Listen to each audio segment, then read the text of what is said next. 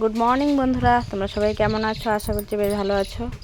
আমিও খুব ভালো আছি। ছোটোদেরকে ভালোবাসা ও বড়োদেরকে প্রণাম জানিয়ে আজকের ভিডিওটা স্টার্ট করলাম।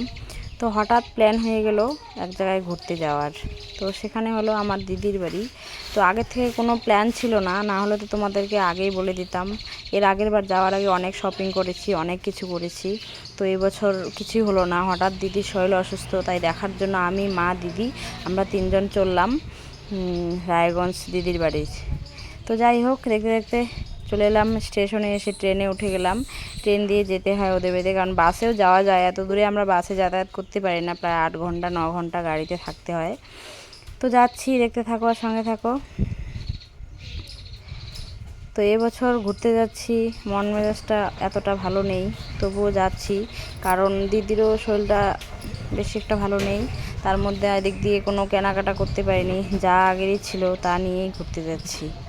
তো কোথাও যাওয়ার আগে এত প্ল্যান করে এত কিছু কেনাকাটা হয়। দেখো আমরা ফাইনালি এবছর পৌঁছে কিছুই হলো গিয়েছি না। বারসই স্টেশনে। তো এখান থেকে তো ট্রেন আসতে অনেকটা লেট আছে। তো আমরা এখানে বসে সবাই নাস্তা করছি। সকালবেলা আমরা খাওয়া দাওয়া করে বেরোচ্ছি বাড়ি থেকে। তো ট্রেনে সেরকম কিছু খাওয়া হয়নি। এখন এখানে এসে রুটি সবজি খাওয়া হচ্ছে।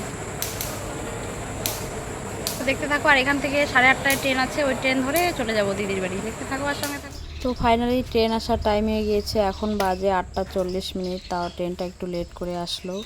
এখন আমরা ট্রেনে উঠে যাব বাড়ির দিকে। তো তোমাদের স্টেশনটা একটু ঘুরিয়ে দেখে দিলাম। এটা হলো বারসই জংশন স্টেশন।